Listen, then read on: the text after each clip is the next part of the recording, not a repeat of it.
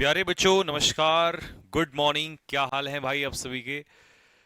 तो इस सीरीज का तो आपको बहुत बेसब्री से इंतजार था और मेरे भाई ये सीरीज आपके लिए बहुत बेहतरीन साबित होने वाली है।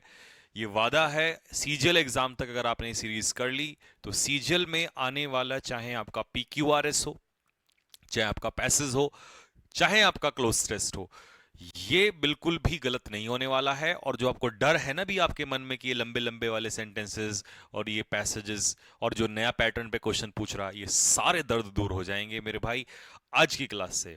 तो हमने इस टॉपर्स सीरीज में डेली पैसेज और पीक्यूआरएस रखेंगे। किसी दिन हो सकता है पीक्यूआरएस के साथ क्लोज टेस्ट होगा, किसी दिन हो सकता है पैसेज के साथ क्लोज टेस्ट होगा, ठीक है। और हम बहुत ज्यादा नहीं रखेंगे क्योंकि आप सोचते हो कि एक दिन में 20 कर लूंगा, नहीं होता है पॉसिबल। आप क्या करिएगा, डेली के 2 पैसेज सॉल्व करिए और 5 पीक्यूआरएस करिए। और आप डेली अगर ये सॉल्व करेंगे ना तो मैं लिख के देता हूं आपको, आपको प्रैक्टिस आ जाएगी, आपको हैबिट हो जाएगी। लेकिन 2 पैसेज भले ही करें बट स्टैंडर्ड होना चाहिए, अच्छे पैसेज होने चाहिए। ऐसा ना हो कि आपने कुछ भी पुराने पैटर्न पे कर लिया।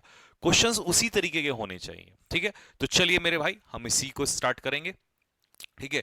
अब क्योंकि पैसेज है, जैसे हमने देखा कि इससे पहले हमने एक सीरीज स्टार्ट की थी T10 सीरीज, तो इनमें टाइम लगेगा। ये कोई 5-10 मिनट की वीडियो नहीं होने वाली, इनमें पढ़ने में समझाने में टाइम लगेगा। हो सकता है थोड़ा बड़ा हो, 20 मिनट 25 मिनट 30 मिनट, लेकिन जितना भी होगा 20 मिनट 25 मिनट का आप इंटू टू में करके देखिए, इसीलिए मैं रिकॉर्डेड करवा रहा हूं इसको, ठीक है भाई। तो चलिए स्टार्ट करेंगे। और हाँ, क्योंकि ये पैसेज भी है, छोटे छोटे सेंटेंस आपको दिखेंगे, फ्रेजल वर्ब में तो बड़ा बड़ा दिखता था। तो जहां पर भी ऐसा कुछ आएगा, पढ़ने का आएगा या आप लोगों को एक्सप्लेन का, वहां से मैं हट जाऊंगा और फिर आपको मैं उसे सिखा रहा हूँ और क्वेश्चंस मैं आपसे सामने बताऊंगा कैसे कैसे होगा, ठीक है। चलो तो स्टार्ट करते हैं भाई।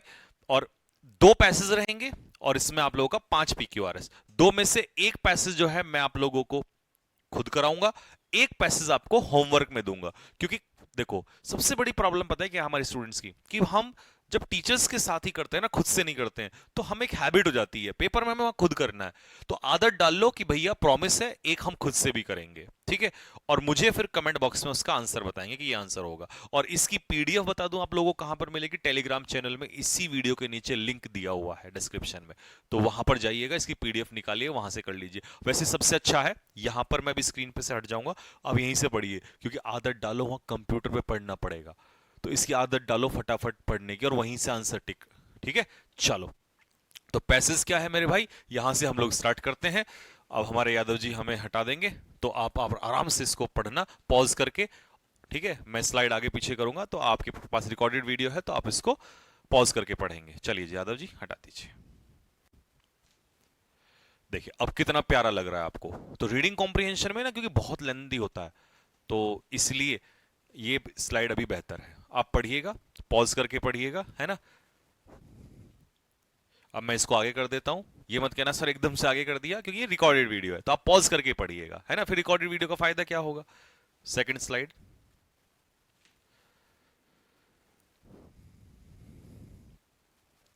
Third slide,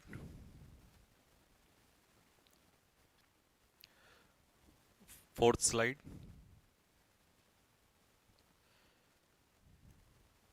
fifth slide. अब आप सोच रहे होंगे इतना लेंदी, हाँ भाई इतना ही लेंदी, ठीक है, इतना ही लेंदी आएगा। चलो जी, तो आप पॉज करके इसको प्रॉपर पढ़ लीजिए, ठीक है।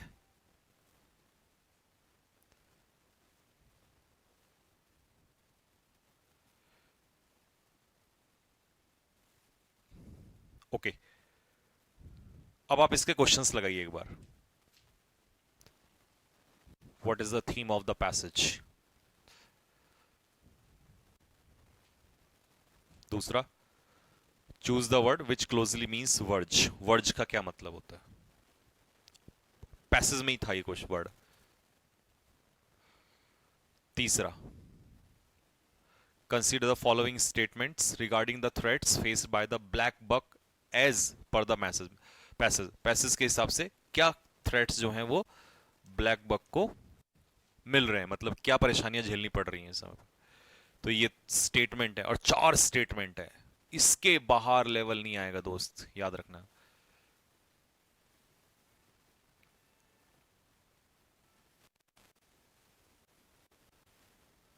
अगला क्वेश्चन पॉज करके सॉल्व करते रहना।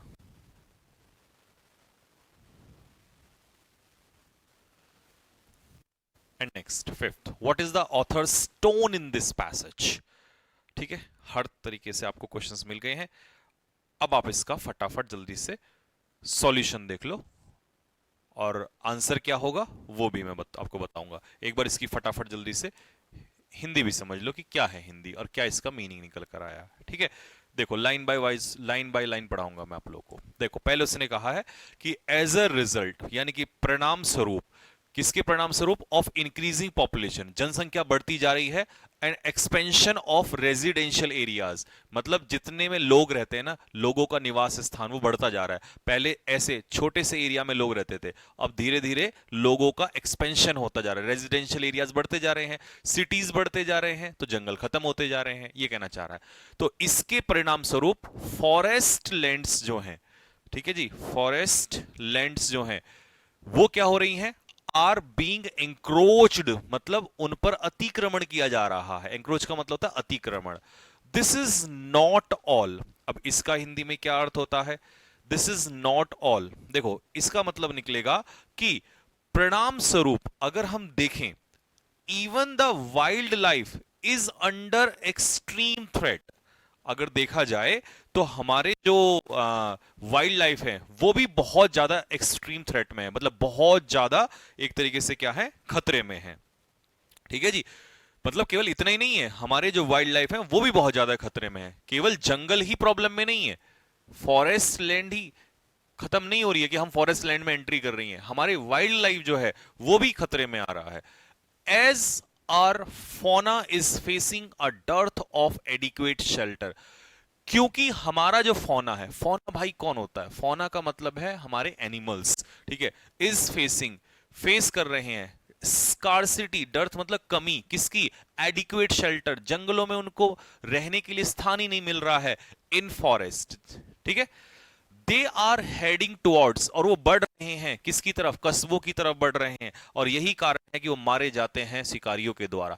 परिणाम स्वरूप कॉन्सिक्वेंटली मैनी एनिमल्स, बहुत सारे जानवरों की प्रजाति जो है वो या तो क्या हो गई हैं, विलुप्त हो गई हैं, या विलुप्त होने की कगार पर हैं, वर्ज, ठीक है जी, दहलीज पर हैं, कगार पर हैं। तो ये वर्ड शायद पूछा है आपसे आगे। The black buck is almost endangered, देखिए एंडेंजर्ड नहीं है, खत्म नहीं हुआ है, लेकिन ऑलमोस्ट एंडेंजर्ड मतलब लगभग लगभग उसकी कगार पर है। ठीक है, and found only in 2 countries, और 2 ही कंट्रीज में पाया जाता है, नेपाल और इंडिया, ये भी स्टेटमेंट में था। भारत में this antelope is found in many national park, Bharat में यह जो एंटलोप, एंटलोप एक तरीके का ना मृग है, ये मतलब उसको कहते हैं हम लोग हिरण को, इज फाउंड इन, ये ब्लैक बक जो है ये उसी के लिए कहा गया है, is found in many national parks, ये बहुत सारे नेशनल पार्क्स में पाया जाता है, जैसे कि यहां पर उसने नाम दिए हुए हैं, Guindy national park, point Calimere and Vallanadu sanctuaries of Tamil Nadu. ठीक है, ये, और हां रोला पाडू ऑफ आंध्र प्रदेश, भाई ये नाम अजीब से है बट कोई बात नहीं। फ्यू पार्ट्स ऑफ राजस्थान, और कुछ राजस्थान के जो हिस्से हैं उनमें भी है, और हरियाणा के भी कुछ हिस्सों में। एज फार एज, अब इसका क्या मतलब है, जहां तक हम बात करें, देयर हैबिटेट इज कंसर्न, के रहने की बात है, निवास स्थान की बात है, किसके, ब्लैक बक के, दे लिव इन ओपन ग्रासलैंड, तो ये ब्लैक बक जो है ये कहां रहते हैं, ओपन ग्रासलैंड में रहते हैं। ओपन ग्रासलैंड जानते हैं आप क्या होता है, ओपन ग्रासलैंड मतलब जहां पर, ग्रासलैंड उस एरिया को कहते हैं जहां पर हरा भरा क्षेत्र होता है। ठीक है, तो इसे हम लोग ओपन ग्रासलैंड कहते हैं। और ओपन ड्राई एरिया, सूखे एरियाज में रहते हैं। ठीक है, थिनली पॉपुलेटेड एरियाज में रहते हैं, मतलब जहां पर बहुत ज्यादा भीड़ भाड़ ना हो उस जगह में, एंड नियर वाटर रिसोर्सेज, और ऐसी जगह पर रहते हैं जहां पर पानी की जो मात्रा है वो मिल सके, आसपास पानी हो। They live in the desert areas, वो रेगिस्तान वाले एरियाज में रहते हैं जैसे कि राजस्थान, एंड कोस्टल एरियाज, और कोस्टल एरियाज जैसे समुद्री तट के किनारे जो एरियाज होते हैं उन जगह पर रहते हैं। क्यों रहते हैं, क्यों रहते हैं भाई, because they can not sustain cold climate, क्योंकि वो कोल्ड क्लाइमेट को क्या नहीं कर सकते, वो कोल्ड क्लाइमेट को सस्टेन नहीं कर सकते, उसमें जीवित नहीं रह सकते। They are the fastest running animals on this planet, सबसे ज्यादा तेज यही भागते हैं। फर्दर, अब फर्दर का मतलब है कि इसने इसमें और चीजें एक्स्ट्रा ऐड कर दी हैं कि आगे, this animal is active during the day. ठीक है जी, तो ये जो ब्लैक बक है ये डे के दौरान तो एक्टिव रहता है, ये भी देखो उसने आगे चल के पूछा है कि दिन में तो एक्टिव रहता है, बट रात को क्या होता है, इसकी एक्टिविटी जो है मिड डे, दोपहर के बाद क्या हो जाती है, एक्टिविटी स्लो हो जाती है। ठीक है जी, दे आर सोशल बींग्स। ठीक है, ये क्या है, सोशल बींग्स हैं। सोशल बींग्स का मतलब समझ में आ रहा है, यानी कि एक तरीके से मिलनसार, यानी कि झुंड में रहने वाले लोग मिलनसार होते हैं और एनिमल जो होते हैं वो झुंड में। हेंस, इस और यही रीजन है they move with their hertz. देखो दे दिया ना यहाँ पे, अगर इंसान सोशल बीइंग होता है तो सामाजिक होता है, लेकिन जानवर सोशल बीइंग यानी ग्रेगरियस, आपने सुना भी होगा एक वन वर्ड आता है ग्रेगरियस, तो वो झुंड में चलते हैं। Which can vary from 3 to 23 mates, जिसकी जो संख्या है वो 3 से 23 साथियों तक हो सकती है, मतलब 3 भी हो सकते हैं ग्रुप में और 23 तक भी हो सकती है। ठीक है जी, अच्छा, दे कोहेबिट ट्वाइस इन अ ईयर, तो साल में वो कितनी बार कोहेबिट करते हैं, 2 बार। यहां तक बात क्लियर है। अब कोहेबिट का मतलब है, इसको हम कहते हैं प्रजनन करना, मतलब साल में 2 बार प्रजनन करते हैं ये लोग। ठीक है, एंड गिव बर्थ, और जन्म देते हैं ट्वाइस इन अ ईयर, और साल में 2 बार। समझ में आ गया, तो कोहेबिट प्रजनन समझ में आया, यानी कि जैसे अब मैं इसको क्या बताऊं, जैसे रिप्रोडक्शन आप इसको एक तरीके से कह सकते हो, है ना। तो साल में 2 बार ये जो है वो जन्म देते हैं। ठीक है, और 2 बार ये क्या करते हैं, कोहेबिट करते हैं। प्रायर टू इंडिपेंडेंस, आजादी से पहले, दिस एंटलप वॉज एक्सटेंसिवली हॉन्टेड, ये जो एंटलप है ना, आजादी से पहले ये बहुत ज्यादा इसको क्या किया जाता था, एक तरीके से डराया जाता था। हॉन्टेड का मतलब आप समझते ही हैं कि किसी को क्या करना, डराना। ठीक है जी, यानी कि यहां पर सॉरी हॉन्टेड कह रहा हूं, हंटेड, हॉन्टेड नहीं हंटेड, क्योंकि इसको डराने का तो कोई सेंस ही नहीं है, इसका शिकार किया जाता था। विच अफेक्टेड, जिससे क्या प्रभावित हुआ, उनकी पॉपुलेशन। तो भैया आजादी से पहले इनको बहुत ज्यादा, एक तरीके से आप कह सकते हो कि आजादी से पहले बहुत ज्यादा इनका शिकार किया जाता था, इसी वजह से इनकी पॉपुलेशन भी उस पर प्रभाव पड़ा है। सो मच, इतना ज्यादा पड़ा है, that this species has reached the stage of extinction, मतलब अब ये विलुप्त होने की कगार पे है, इतना प्रभाव पड़ गया। In many parts of the country, country के बहुत सारे जगहों पर। पोचर्स होते हैं इलीगल हंटर, जो शिकारी हैं, किल देम, उन्हें मारते हैं। अब देखो क्यों मारते हैं, मेनली फॉर मटेरियल गेन्स। ध्यान सुनना, ये भी पूछा आपसे, केवल मटेरियल गेन्स की वजह से। मटेरियल गेन्स का मतलब यहां पर समझ रहे हो कि मटेरियल गेन्स क्या है यहां पर, यानी कि उनको पर्सनल बेनिफिट होता है इस चीज से। अब क्या होता है मैं बताता हूं, फायदा क्या होता है ये। ठीक है, सांसारिक सुख सुविधाओं के लिए, यानी कि वो मटेरियल गेन क्या है, it's skin has an enormous value, इनकी जो स्किन है उसकी वैल्यू बहुत ज्यादा है मार्केट में। और in order to protect this species, इस स्पीसीज को बचाने के लिए ICUN ने डिक्लेयर किया है इस स्पीसीज को नियरली थ्रेटेंड। ये भी पूछा है, तो नियरली थ्रेटेंड मतलब कंप्लीटली ये एक्सटिंक्ट नहीं है, बट हाँ बिल्कुल उसकी कगार पर है। Hence under schedule 1 of wild life protection act, ये भी पूछा है।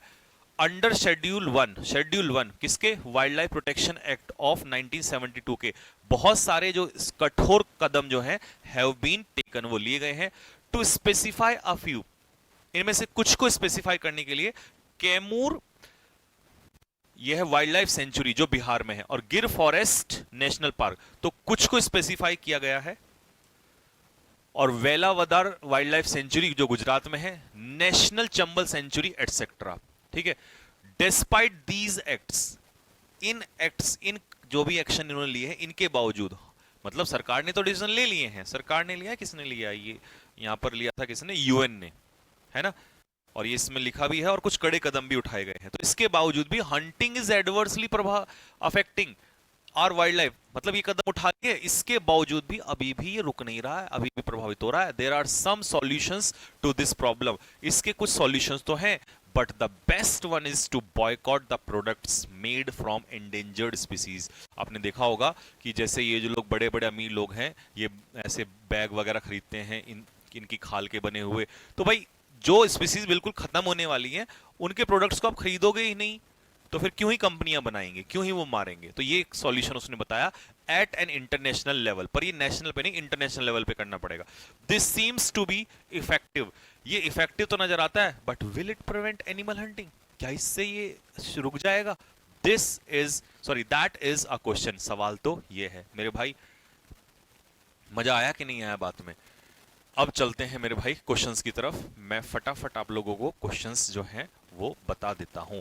What is the theme of this passage? देखो सीधी सी बात है, आपने पढ़ा हो इसमें किसके बारे में है, एंडेंजर्ड स्पीसीज के बारे में है, ठीक है। और वो भी आपको बताई दिया, ब्लैक बक का जिक्र इसमें ज्यादा हुआ है, ओवर पॉपुलेशन का कोई इसमें केस नहीं है। लैंड एंक्रोचमेंट का स्टार्टिंग में जिक्र था कि हाँ लैंड एंक्रोचमेंट हो रहा है, बट उसकी वजह से एक्चुअल में क्या हो रहा है कि जो स्पीसीज है वो खत्म होती जा रही हैं, प्रजातियां जो हैं वो बिल्कुल विलुप्त होने वाली हैं। फॉरेस्ट एंड देयर यूजेस, इनका कोई भी केस इसमें नहीं है। अगला question, choose the word which means the verge. Verge मतलब किसी चीज के कगार पर होना, ठीक है। और कगार का मतलब है एज, किसी चीज के दहलीज पर होना, तो ब्रिंक इसका आंसर होगा। स्कम होता है मेरे भाई गंदगी, स्कम इज कॉल्ड गंदगी। प्रेडिकामेंट होता है, predicament is a problem, problem आप इसको कह सकते हो, है ना। या आप इसको डिफिकल्ट सिचुएशन भी कह सकते हो, प्रॉब्लम भी कह सकते हो और इसको डिफिकल्ट सिचुएशन भी आप कह सकते हो, ठीक है। ये होता है प्रेडिकामेंट। अच्छा, स्ले का मतलब ये तो सभी को पता है, स्ले करना मतलब किसी को मारना, किल, तो सी इसका आंसर होगा। आगे आ जाओ। अब ये देखो, ये है असली कहानी। इस टाइप के क्वेश्चंस आपको क्या करेंगे, परेशान करेंगे। देखो, the main reason for the black buck decline is excessive hunting for subsistence need. यहां परेशान हो जाओगे यार, सबसिस्टेंस नीड का मतलब यहां पर समझ में आ रहा है क्या है, कि वो इसलिए मार रहे हैं क्योंकि उनका जो जीविका का स्रोत है ना वो वही है, ठीक है। कि वो अपनी जीविका के लिए, मतलब वो इसी पे ही निर्भर है, नहीं उस पर निर्भर नहीं है, वो मटेरियल गेन के लिए करते हैं, यानी कि उससे पैसा कमाते हैं वो लोग, तो वो उसका पर्पस है, ये पर्पस उनका नहीं है। वो उस पर निर्भर नहीं है कि भैया इसी को मार के इसी को खाएंगे हम, उस पर निर्भर नहीं है वो लोग, ठीक है। Their habitat include open grassland, dry, हाँ बिल्कुल सही है, दूसरा सही है।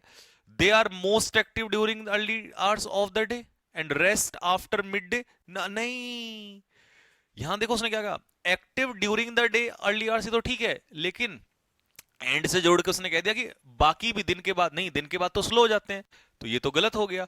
और आईसीयूएन ने क्लासिफाई किया है, तो ये वाला सही है, तो 2 और 4 मेरे भाई सही है इसका उत्तर। अगला, based on the passage consider the following statement. फिर आ जाओ स्टेटमेंट में, आप फटाफट आपको ये स्टेटमेंट फिर से पढ़ने पड़े। ऑथर्स टोन, ये है असली खेल। तो देखो, अब एजिटेटेड का मतलब क्या होता है, जब हम कहते हैं कि यार ये बंदा बहुत ज्यादा एजिटेटेड है, तो इसका मतलब है ये बंदा बहुत ज्यादा उत्तेजित है, ठीक है।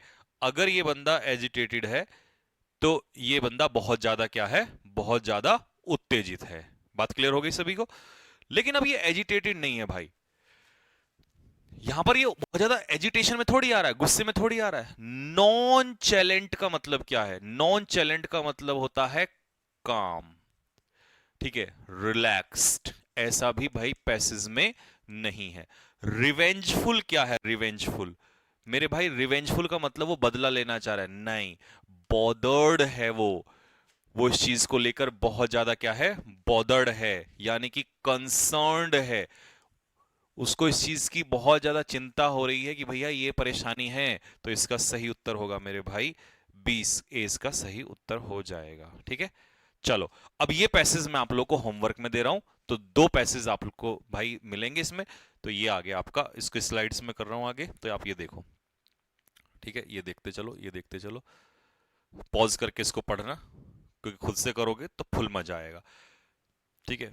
इसके आंसर्स आपको पीडीएफ में आपको नीचे दे देना है, मतलब आपको कमेंट बॉक्स में इसका आंसर करना है, और फिर आपको इसके मैं पीडीएफ में आंसर दे दूंगा, ठीक है, टेलीग्राम पे। पर पढ़ना इसे ऐसी स्लाइड पे ही,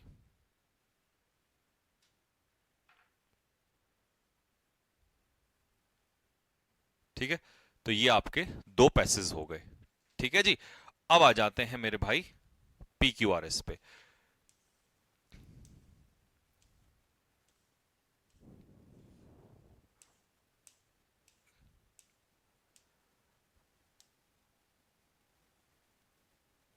चलो, तो ये पी क्यू आर एस आपके सामने बिल्कुल क्लियरली आपको दिख रहा होगा। पॉज करके आप बनाओ। अब मैं सीधा इसका फटाफट आप लोगों को आंसर बताना स्टार्ट करता हूं, ठीक है?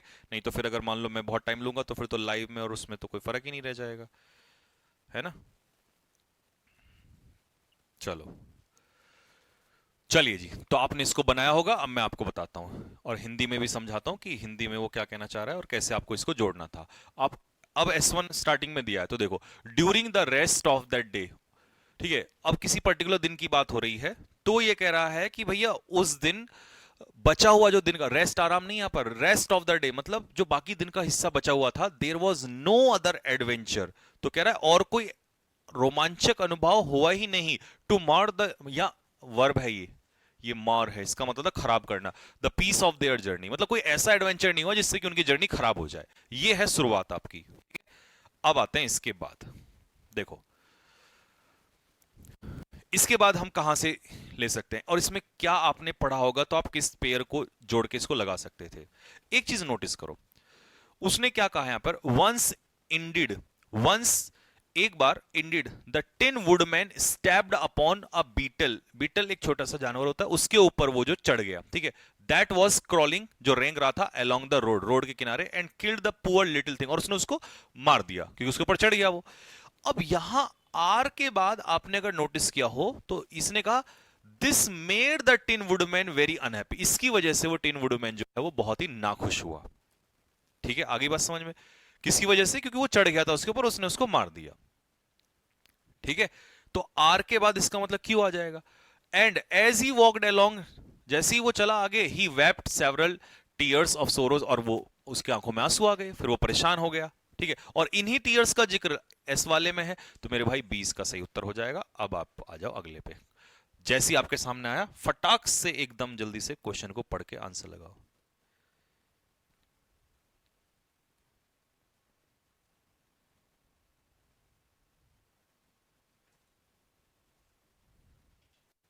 चलो, सेकंड, ओके, अब हम करते हैं मेरे भाई इसको स्टार्ट। ठीक है, देखो क्या दिया है उसने S1 में हमें, more than half of American, आधे से ज्यादा अमेरिकन क्या कहते हैं कि जो खबरें हैं ना, कॉजेज देम स्ट्रेस, उन्हें स्ट्रेस पैदा करती हैं, and many report feeling anxiety, और बहुत सारे जो लोग हैं, मैनी यहां पर सब्जेक्ट है और ये वर्ब है, बहुत सारे लोग जो हैं ये भी बताते हैं कि फीलिंग एंग्जाइटी, वो लोग एंग्जाइटी फील करते हैं, थकान महसूस करते हैं, और स्लीप एज अ रिजल्ट, इन्हीं न्यूज की वजह से उनको ये सब परेशानियां झेलनी पड़ती है। अब आ जाओ इसके बाद, ठीक है? अब इसके बाद हम क्या ऑप्शन उठा सकते हैं? P, P, Q, Q. तो पी में क्या है? Of course many people feel it is important to stay uninformed, बहुत सारे लोगों को फील होता है कि टू स्टे इनफॉर्म्ड, बहुत सारे लोगों को फील होता है कि भाई उन्हें इन्फॉर्म रहना चाहिए, उनको न्यूज जो है वो मिलनी चाहिए या उससे अवेयर होना चाहिए। और क्यू में क्या है? यट, फिर भी 1 in 10 adult check the news every, देखो यहां पर क्या था कि बहुत सारे लोग, आधे ज्यादा जनता ऐसा फील करती है, और क्यू में क्या दे दिया उसने कि देखो ऐसा हो रहा है ये सब परेशानियां, लेकिन उसके बावजूद भी 10 में से एक एडल्ट, ठीक है, क्या करता है? चेक करता है न्यूज को हर घंटे, एंड फुली 20%, और अगर हम सबकी बात करें 20% ऑफ अमेरिकन जो है रिपोर्ट कॉन्स्टेंटली मॉनिटर, वो क्या करते हैं? अपनी जो फीड होती है सोशल मीडिया की उसको चेक करते रहते हैं। अब ये तो इंडिया में भी होने लगा है, ठीक है? तो इसका मतलब पी के ऑप्शन हट जाएंगे, अब क्यू के ऑप्शन बचेंगे। अब क्यू के बाद या तो आर ले लो या क्यू के बाद पी ले लो। तो देखो आर में क्या है? एंड इट इज अंडरस्टैंडेबल, और ये अंडरस्टैंडेबल है that news you find concerning could produce stress, देखो इसमें बता दिया उसने कि वो लोग क्या करते हैं, है ना? और इसने बता दिया कि एंड, और यही इसी वजह से ये बिल्कुल अंडरस्टैंडेबल है कि भैया जो न्यूज आपको मिलती है वो शायद आपको स्ट्रेस और एंजाइटी पैदा कर सकती है। तो क्यू के बाद आर आ जाएगा। और लास्ट में बट, लेकिन, अब इसका उल्टा हो जाओ, recent changes to the way everyone gets their news, ठीक है? इसका मतलब क्यू के बाद आर मिल गया, तो हमें सीधा ऑप्शन पहले तो यहीं पर ही खत्म हो गया हमारा। अब आ जाओ क्वेश्चन नंबर 3 में, पॉज करके आंसर लगाना, फिर इसका सीधा आंसर देखेंगे।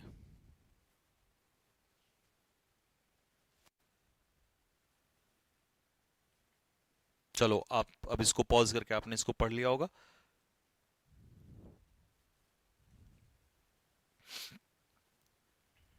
स्टार्ट करते हैं। देखो क्या कह रहा है, सुन। When you instruct your PC और laptop to retrieve a particular file, जब आप अपने पीसी को ये कहते हैं कि भाई, या आप उससे कोई फाइल रिकवर करवाना चाहते हैं, रिट्रीव का मतलब है रिकवर, से by keeping in the name और highlighting it from a menu, what are the chances that it will indeed honestly do so। तो कहना क्या चाह रहा है कि जब भी आप अपने पीसी या लैपटॉप को किसी प्रकार की जो भी फाइल होती है उससे वापस लाना चाहते हैं, प्राप्त करना चाहते हैं, ठीक है, जैसे कि उसका नाम टाइप करके, है ना, by keeping in the name और highlighting it from a menu, तो उसका जो नाम है वो टाइप करके या मेन्यू से उसे आप चूज कर लेते हैं, चुन के, ठीक है। तो अब उसने कहा है कि कितने, what are the chances that it will honestly do दो, कितने चांसेस हैं कि ये ऐसा करने पे आपको फाइल दे देगा रिकवर करके, ठीक है। ये थी आपकी पहली लाइन। अब आ जाओ क्यू क्यू क्यू क्यू, तो चलो क्यू का ऑप्शन मिल गया, पढ़ लो। Well, if the computer is not disabled, अगर कंप्यूटर डिसेबल्ड नहीं है, देखो व्यक्ति डिसेबल्ड होता है तो अपाइज होता है, लेकिन अगर कंप्यूटर डिसेबल्ड की बात कर रहा है तो इसका सीधा सा एक मतलब है कि अगर आपका कंप्यूटर जो है वो खराब नहीं है। समझ में आ गई बात, क्या कहना चाह रहा है, अगर आपका कंप्यूटर खराब नहीं है तो, और डिग्रेडेड, या आपका कंप्यूटर जो है खराब नहीं है और डिग्रेडेड होने का यहां पर क्या मतलब है कि किसी प्रकार का उसमें वायरस नहीं है इन एनी वे, किसी भी तरीके से, और compromise by a viral infection, comma the chances are pretty close to 100% that it will do exactly. हाँ, अगर इसमें ये सब समस्या नहीं है तो वो बिल्कुल आपको जो आपने कहा है वही करके देगा। तो क्यू से स्टार्ट हो गया। अब क्यू के बाद हम क्या लगाएं, क्यू के बाद पी, क्यू के बाद एस, या क्यू के बाद पी और क्यू के बाद एस। तो देखिए अब दो ऑप्शन है कि क्यू के बाद पी होगा या क्यू के बाद एस होगा। तो देखो पी में लिखा है दिस क्वेश्चन ऑफ एरर, अच्छा क्योंकि एरर का जिक्र है तो इसका मतलब मेरे भाई तो यहीं पर मिल जाएगा, क्यू के बाद पी ही में ही मिलेगा कि दिस क्वेश्चन ऑफ एरर और deception does not even arise. अगर आपके पीसी में कोई प्रॉब्लम नहीं है तो ये क्वेश्चन ही नहीं खड़ा होता कि वहां पर ऐसी कोई समस्याएं आए। तो मेरे भाई इसका मतलब ये कंफर्म हो गया है कि क्यू के बाद पी आएगा। तो क्यू के बाद आप एस के ऑप्शन हटा दो, क्यू के बाद पी। अब क्यू के बाद पी तो आ गया, पी के बाद आर आएगा या पी के बाद आपका एस आएगा, ये आपको देखना है, ठीक है जी। चलो देखो, उसने कहा कि यह क्वेश्चन जो है, जो अगर आपका पीसी सही है तो कोई क्वेश्चन ही खड़ा नहीं होता। आगे, दिस इज बिकॉज, ऐसा इसलिए, अनलाइक ह्यूमन बींग्स, तो वो कह रहा है ह्यूमन बींग्स की तरह नहीं, ह्यूमन बींग्स में अलग होता है। द कंप्यूटर इज प्रोग्राम्ड इन सच, इस तरीके से इसको प्रोग्राम किया गया है, ठीक है, so as to respond in a 1-to-1 correspondence with the given instruction set and not make a mistake. तो क्या कहना चाह रहा है कि भैया आप इसको ऐसे ध्यान में रखो कि इसको ऐसे डिजाइन किया गया है, ये बिल्कुल इंसानों के विपरीत है। तो इस तरीके से इसमें प्रोग्राम किया गया है कि अगर आप कोई भी इसमें डायरेक्शन देते हो तो वो कोई मिस्टेक नहीं करेगा, एग्जैक्ट आपको इंफॉर्मेशन देगा, ठीक है। बात क्लियर हो गई यहां पर।